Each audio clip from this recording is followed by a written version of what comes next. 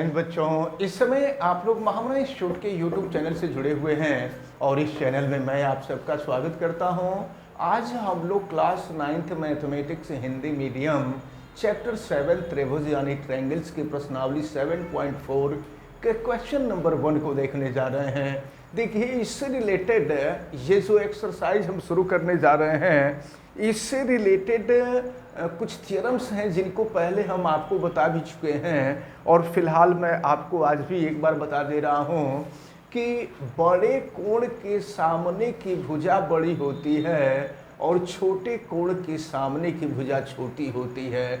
अगर इसका ठीक अपोजिट हम कह दें तो बड़े भुजा के सामने का कोण बड़ा होता है और छोटी भुजा के सामने का कोण छोटा होता है। तो देखें, क्वेश्चन नंबर 1 में देखें दिया हुआ है, दर्शाइए कि समकोण त्रिभुज। आप जानते हैं ना कि समकोण त्रिभुज वह होता है, वह त्रिभुज जिसका एक कोण समकोण यानी 90 अंश का होता है, तो वो समकोण त्रिभुज होता है।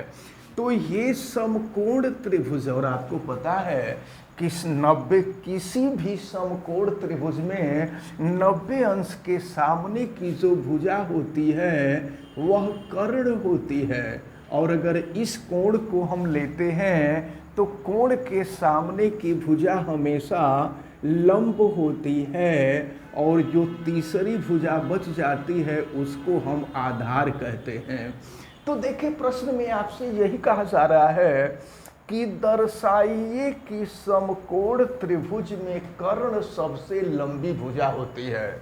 यह कर्ण जो है सबसे लंबी भुजा होती है। आप जरा देखिए, हम इस कोण को देखें, कोण बी समकोण है, 90 अंश का है, तो कोण बी कोण सी से बड़ा होगा। आपको चित्र से ही क्लियर है। तो यहाँ लिख दिया जाएगा कोण B इज ग्रेटर देन कोण C, यानी एंगल B जो है एंगल C से बड़ा है। तो बड़ी भुजा के सामने का कोण बड़ा होता है।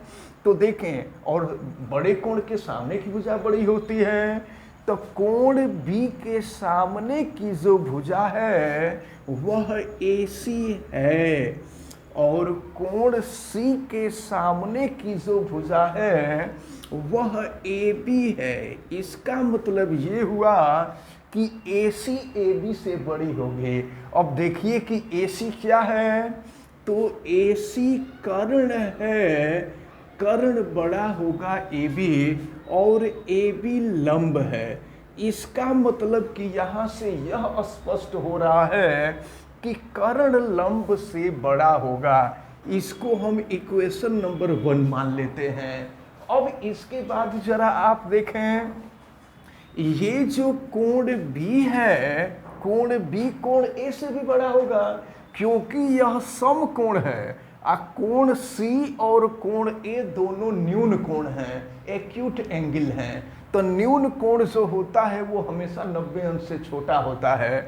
इसका मतलब कि कोण C कोण B से छोटा होगा, उसी तरह से कोण A जो होगा वह कोण B से छोटा होगा, यानी कोण B जो है कोण A से बड़ा होगा। यहाँ लिख दिया जाएगा angle B is greater than angle A।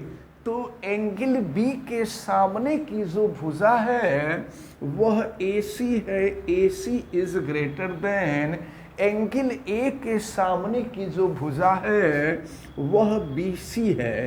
अब AC देखिए चित्र में, AC कर्ण है और BC आधार है। तो ये हो गया आपका समीकरण नंबर 2। तो जरा ध्यान से देखें, समकोण त्रिभुज में 3 ही भुजाएं होती हैं, एक लंब होता है, एक आधार होता है, एक कर्ण होता है। समीकरण 1 क्या बतला रहा है? समीकरण 1 बतला रहा है कि कर्ण लंब से बड़ा है। समीकरण 2 क्या बता रहा है? कर्ण आधार से बड़ा है।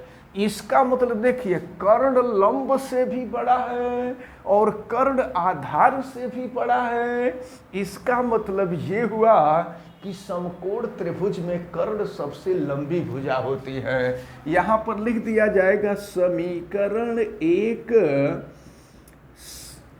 एवं समीकरण 2 से सिद्ध होता है कि कर्ण समकोण त्रिभुज की सबसे लंबी भुजा होती है, कि कर्ण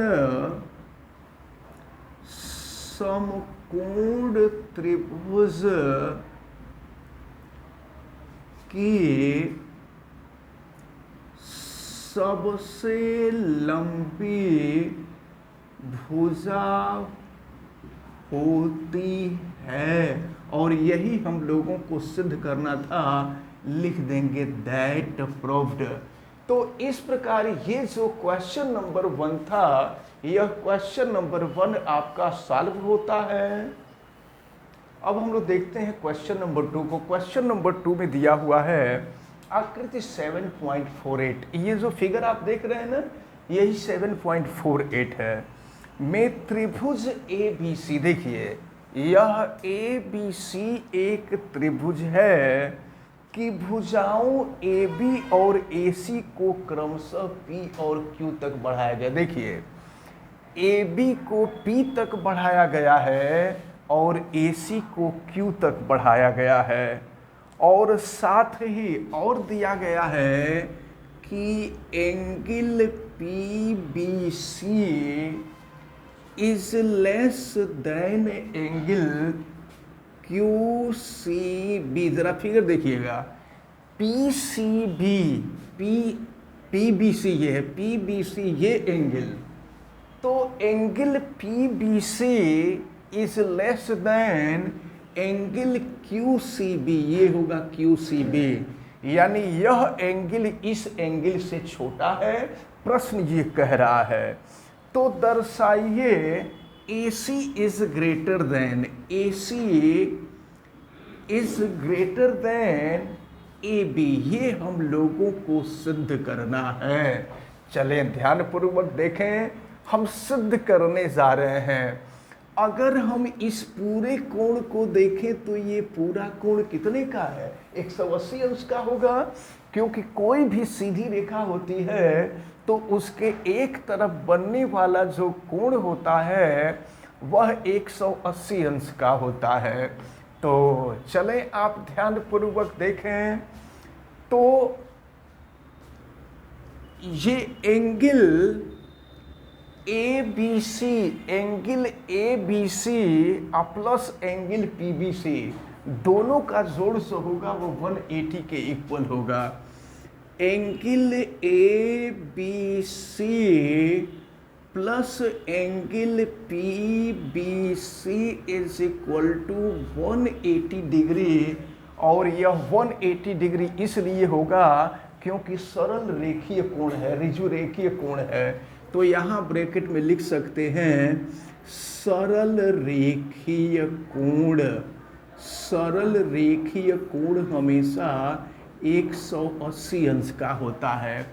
तो अगर यहाँ से हम कोण PBC की वैल्यू निकालें तो कोण PBC is equal to 180 minus, ये बराबर के दूसरी तरफ लेके चले जाते हैं तो ये हो जाएगा एंगल ABC। अब ठीक इसी तरह से यहाँ पर आवें तो यहाँ पर भी बनने वाला कोण 180 अंश का होगा। तो देखें इसको हम क्या लिखेंगे, angle ACB plus angle QCB, और ये पूरा मिला करके हो जाएगा 180 डिग्री लिखा जाएगा। एंगल ACB और प्लस हो जाएगा angle QCB is equal to 180 degree. यहाँ से हम एंगल QCB की वैल्यू निकालते हैं तो 180 माइनस एंगल ACB।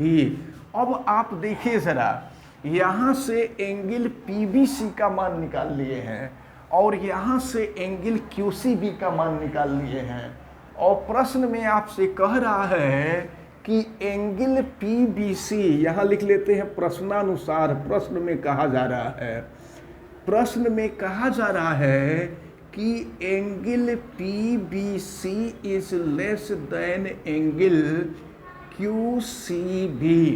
PBC जो है QBC से छोटा है। तो अब देखिए PBC और QCB का मान हम यहाँ रख देते हैं। PBC का मान रखते हैं यहाँ पर, तो PBC के जगह पे हो जाएगा 180 डिग्री माइनस हो जाएगा angle ABC is less than, ये QCB की वैल्यू हम रख दें तो 180 डिग्री माइनस एंगल ACB। अब देखिए दोनों पक्षों से अगर हम 180 अंश घटा दें तो दोनों पक्षों में, या ऐसे समझ लीजिए लेस देन के इधर 180 है और लेस देन के इधर भी 180 है, इसको हटा दिए तो अब हो जाएगा minus angle ABC is less than minus angle ACB। अब देखिए अब माइनस चिन्ह हटाना है और माइनस चिन्ह हटाने के लिए हम दोनों पक्षों में माइनस से गुणा करेंगे। एक चीज हम आपको बता दें कि जब माइनस से गुणा करते हैं ना, तो ये जो लेस का चिन्ह, लेस माने छोटा, तो ये जो लेस का चिन्ह है ये ग्रेटर में बदल जाता है, और अगर ग्रेटर होगा तो लेस में बदल जाएगा। इसको आप ध्यान में रखे रहें।